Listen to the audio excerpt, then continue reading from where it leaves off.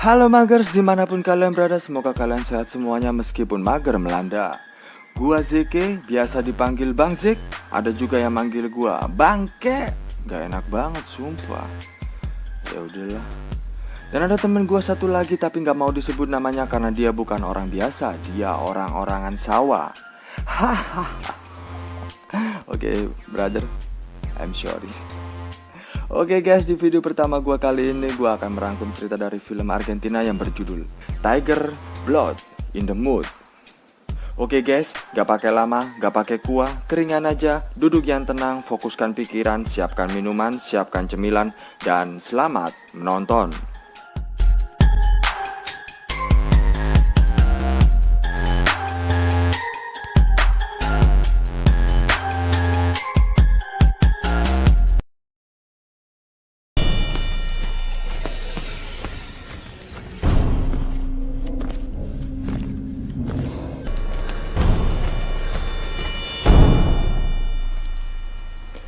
Film ini dimulai ketika di awal scenes terjadi pertarungan antara sang tokoh utama, yaitu Ramon Alvia sebagai juara bertahan tinju tingkat kecamatan setempat. Diketahui Ramon ini adalah seorang petinju yang cukup terkenal, dan kebetulan menyandang gelar juara di usianya yang sudah tidak muda lagi guys. Dalam pertandingan tersebut terlihat Ramon berhasil memenangkan pertandingan sekaligus mempertahankan gelar juaranya.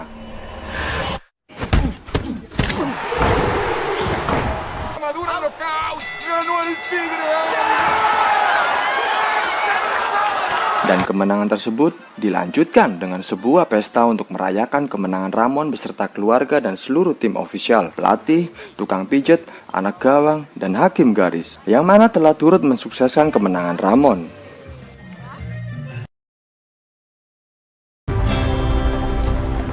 Beberapa hari kemudian terlihat Ramon yang sedang kembali mengunjungi kamp pelatihan disambut hangat oleh pelatih dan teman satu timnya.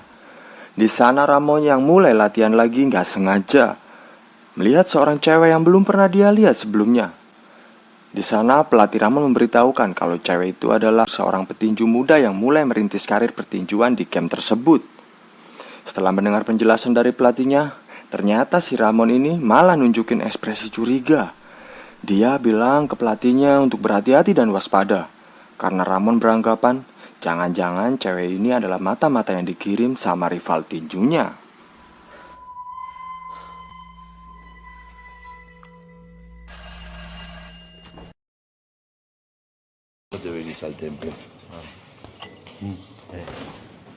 Setelah latihan selesai, cewek misterius itu pun terlihat meninggalkan kamp pelatihan. Dan tanpa pikir panjang, Ramon pun bergegas mengikutinya dari belakang. Dengan jurus katak menahan nafsu, Ramon pun merayap menyusuri jalanan tepat di belakang cewek itu. Hingga pada suatu ujung gang, Ramon akhirnya ketahuan. Ramon yang sudah tertangkap sempat mendapatkan hadiah pukulan ke arah wajah. Tapi segera setelahnya, cewek itu langsung menyadari bahwa yang mengikutinya adalah Ramon.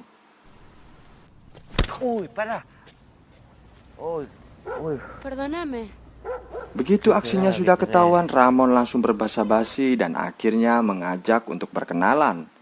Cewek ini diketahui bernama Deborah, seorang gadis muda, bohai, bahenol dengan asal-usul yang tidak jelas, tapi pasti bisa membuat pria puas. Mulai guys berimajinasi di kamar mandi sambil coli. Kecurigaan Ramon pun hilang begitu saja ketika mereka sudah saling kenal. Dan sebelum berpisah, petinju tua ini sempat menawari Deborah untuk diantarkan sampai ke rumah. Tetapi Deborah menolak. Pasti nih pikiran si Ramon nih, habis anterin bisa enak-enak gitu ya. Tapi gagal. Esoknya Ramon yang ngelanjutin latihan rutin kelihatan agak aneh.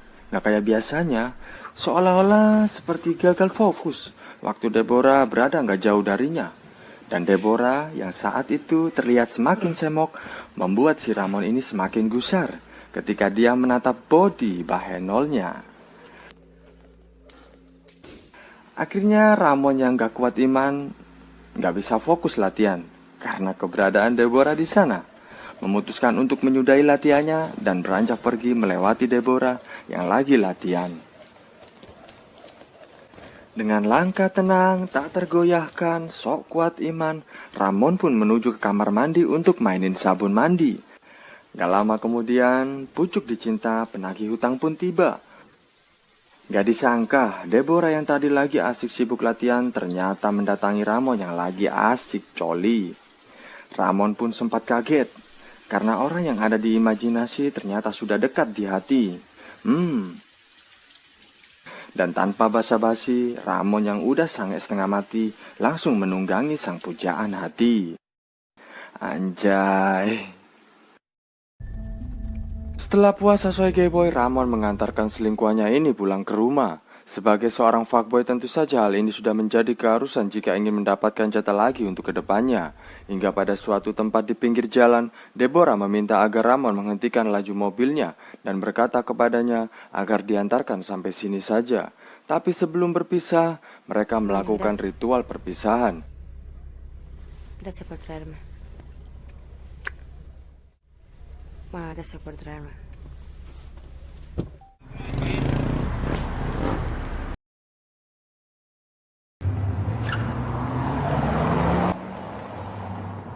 Singkat cerita guys, beberapa hari setelah sama si Bahenol, si Deborah, Ramon terlihat mendatangi seorang yang bernama Dinucci.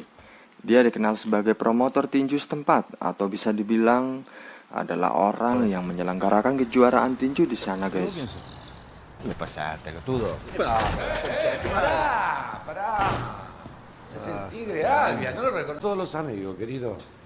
Lalu maksud kedatangan Ramon adalah untuk meminta satu pertandingan kejuaraan dunia untuk terakhir kalinya sebelum dia benar-benar pensiun. Petinju tua ini meminta agar Dinucci mengatur sebuah pertandingan tersebut untuknya dan Dinucci pun menyanggupinya. Quiero pelear por el título mundial. Quiero que me consiga una pelea. ¿Vos estás seguro de lo que querés? Quédate a comer, hay una parmillana extraordinaria, ¿querés? Sí.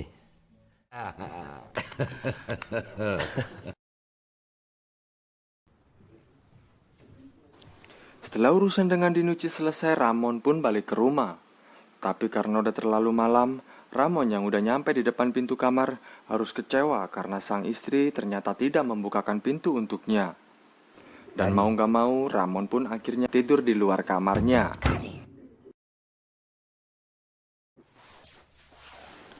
Beberapa saat kemudian, Ramon yang merasa tak nyaman dengan tidurnya terbangun dan memutuskan untuk pergi keluar rumah. Gak disangka, si bocah tua nakal ini justru mengunjungi sebuah tempat yang terlihat dari bentuknya seperti kamar kos-kosan. Tiba di depan kamar tersebut, Ramon langsung masuk tanpa permisi. Nampaknya kamar tersebut adalah tempat tinggal Deborah. Sebab di screen tersebut diperlihatkan Ramon yang lagi memeriksa seisi kamar dan menemukan barang-barang milik Deborah.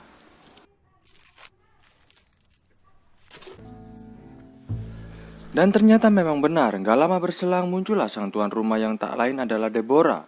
Ramon yang udah tergeletak gak berdaya di tempat tidur Deborah gak menyadari kehadirannya. Mengetahui bahwa Ramon telah tertidur pulas di tempat tidur miliknya, Deborah justru memanfaatkan situasi yang ada. Perlahan dia menghampiri Ramon dan mulai melucuti pakaian dalamnya sendiri satu persatu. Diikuti dengan jari jemari Deborah yang mulai bertamasya di atas tubuh Ramon. ¿Quién te dio permiso? ¿Que sea aquí en mi cama? Esta estaba abierta. No me gusta que se metan en mi pieza. Si te quedas acá, tenés que ser mío. Tahu akan hal yang dilakukan Deborah terhadap dirinya, justru Ramon hanya pasrah dan menikmatinya. Dan apa yang terjadi selanjutnya?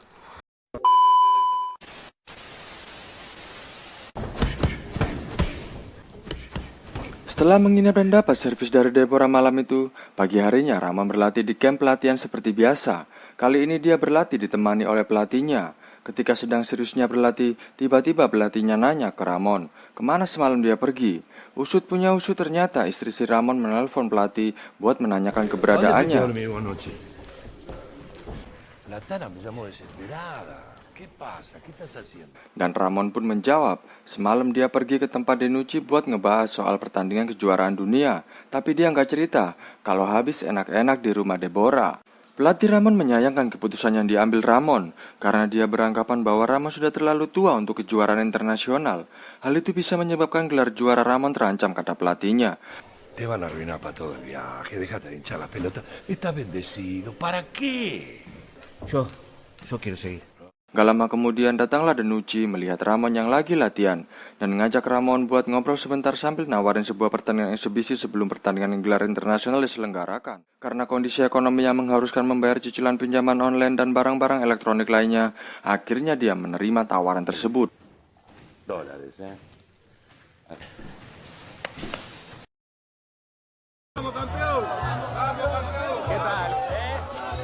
Singkat cerita, sampailah pada hari di mana pertandingan eksibisi dimulai.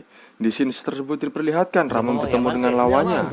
¿Por qué diamante? Porque es duro, es carísimo. Pada scenes ini diketahui ternyata lawan yang dihadapi Ramon adalah orang yang nantinya dihadapinya pada kejuaraan internasional. Dalam pertandingan yang hanya berlangsung 2 ronde tersebut, Ramon melawan petinju yang usianya jauh lebih muda. Namun hasil akhirnya tidak ada yang keluar sebagai pemenang karena ini hanya partai eksibisi.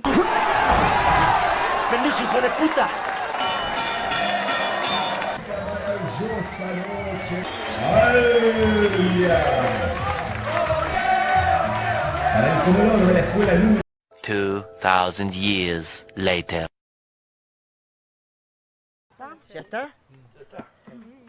Adegan berlanjut pada beberapa hari kemudian, di mana si Ramon ini lagi menikmati suasana berkumpul dengan keluarga, kerabat dekat, serta pelatihnya. Kebetulan hari itu adalah malam Jumat Kliwon, di mana mereka rutin mengadakan sebuah arisan, dan bagi pemenangnya mendapatkan hadiah spesial voucher menginap di rumahnya masing-masing. ¿Más cerveza?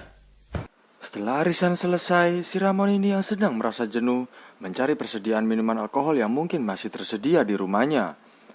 Merasa apa yang dicarinya tidak ada, dia memutuskan keluar untuk membelinya di toko material terdekat. Ini beli alkohol, apa beli semen ya? Setibanya di luar rumah, Ramon dikejutkan oleh kehadiran Deborah yang ternyata udah nungguin di seberang jalan. Dengan salah tingkah, Ramonnya begitu panik menyuruhnya untuk pergi dari sana, sambil berjalan menjauh dari rumah. Di satu sisi Deborah yang udah kangen berat dan tak kuasa menahan hasratnya, langsung melompat ke pangkuan Ramon. Karena situasi tidak aman, tentu saja Ramon membawanya ke gubuk di sebelah toko material. Enak-enak lagi nih. Hari-hari Ramon pun diisi dengan skandalnya dengan Deborah terus-menerus. Dan hal itulah yang membuat hubungan antara Ramon dan keluarganya makin tidak harmonis. Hingga pada suatu ketika Ramon yang lagi asik mesra-mesraan sama si Eneng Semok di tempat persembunyian mereka, tiba-tiba didatangi oleh Denucci yang entah dapat apa. Hingga pada suatu ketika, Ramon yang lagi asik mesra-mesraan sama si Eneng Semok di tempat persembunyian mereka, tiba-tiba didatangi oleh Denucci yang entah dapat informasi dari mana bisa mengetahui gubuk mesum yang Ramon singgahi. Meski curiga sama kedatangan si kampret ini, Ramon tetap mempersilahkan masuk dan Denucci langsung membicarakan maksud kedatangannya.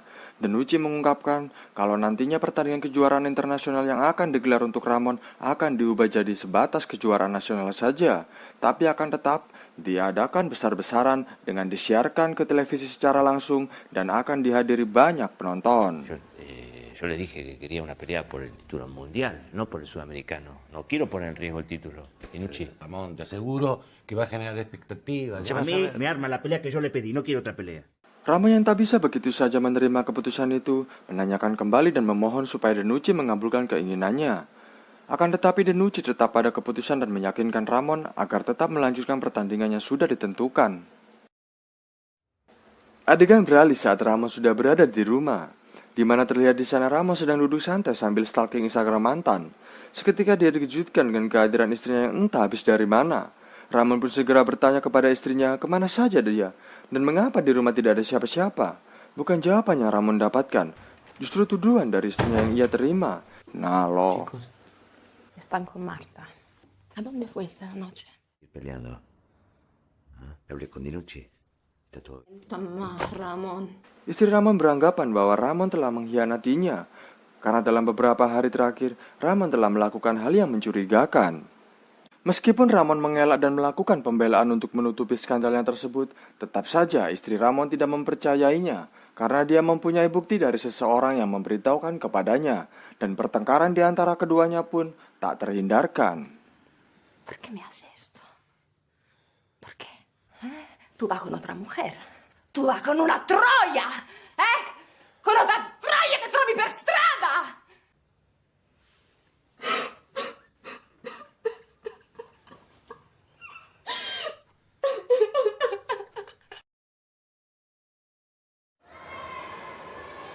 Adegan pun berpindah di suatu hari menjelang pertandingan Ramon digelar, di mana dia mendatangi sekolah anaknya untuk sekedar bertemu dengannya. Ketika Ramon menemuinya, terlihat bahwa ternyata anaknya tersebut telah mendengar kabar tentang skandal yang dilakukan oleh ayahnya. Tak lama berselang, istri Ramon juga turut hadir di sana. Vos, a la clase. Istri Ramon berkata bahwa dia telah menyiapkan pengacara untuk mengurus proses perceraian dan hak asuh anak. Ramon pun yang merasa terzolimi mempertanyakan keputusan yang dibuat oleh istrinya. Son mis hijos. Perché no? Eres un hijo de puta. Te ne devi andare. Che cazzo ci fai qua? Kejadian itu tentu saja membuat Ramon menjadi gelisah, gundah gulana, dan pastinya akan berpengaruh pada mental Ramon yang akan segera berlaga pada pertandingan terakhirnya.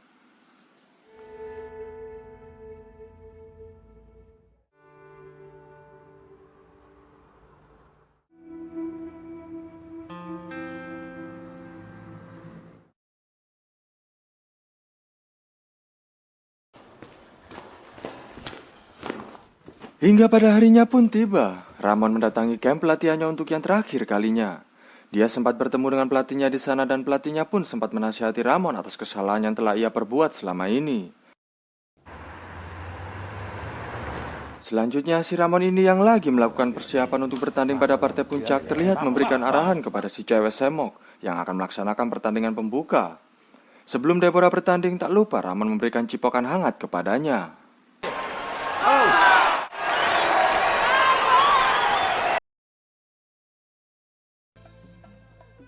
Beberapa saat kemudian akhirnya tiba giliran sang juara tinju kita, yaitu Ramon Alvia yang akan segera bertanding.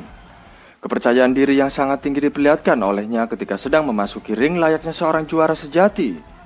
Dan tanpa panjang lebar pertandingan pun dimulai.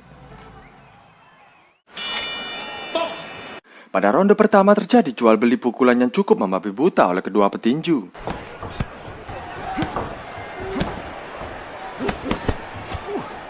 Namun secara keseluruhan Ramon mendominasi ronde tersebut. Seketika sorak-sorai dari penonton pun menyoraki tatkala menyaksikan Ramon yang mampu memberikan tekanan pada lawannya tersebut.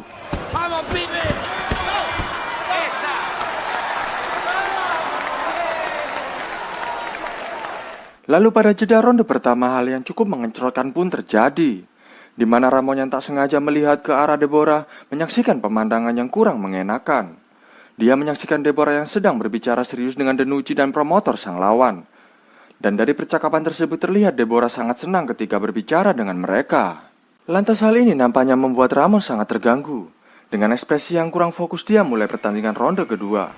Alhasil Ramon yang kehilangan konsentrasi mulai mendapatkan tekanan oleh lawannya. Señor, suelto, suelto. No amarre.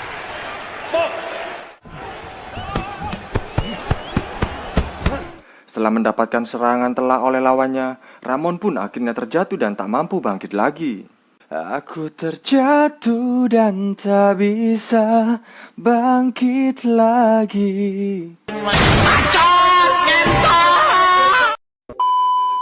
Dan pada akhirnya Ramon pun dinyatakan menang, menanggung malu.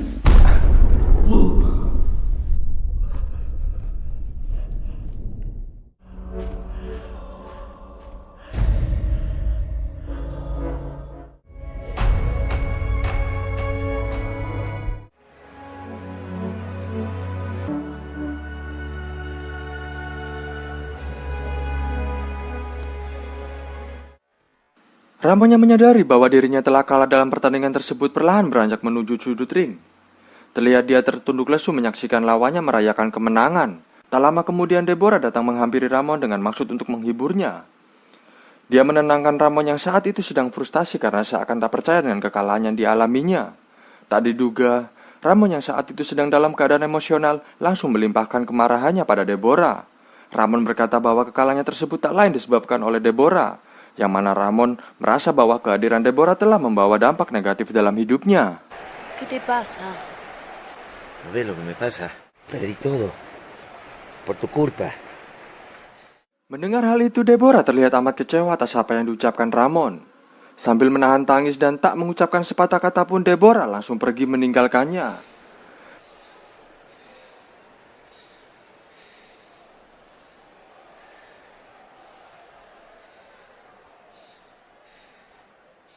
Dan film pun mengencrotkan. Karena dari keseluruhan film ini isinya ngencrot mulu guys. Ngencrot. Ya elah. Sebenarnya guys masih ada satu scenes lagi setelahnya, tapi menurut gua nggak seberapa penting buat ditampilkan sih. Karena inti akhir ceritanya tetap sama. Karir Ramon hancur, keluarga pun udah ninggalin dia, bahkan si Deborah juga udah nggak mau lagi sama si dia. Dan akhirnya si Ramon cari cewek lagi. Kagak. Kesimpulan dari film ini ya guys, orang ketiga.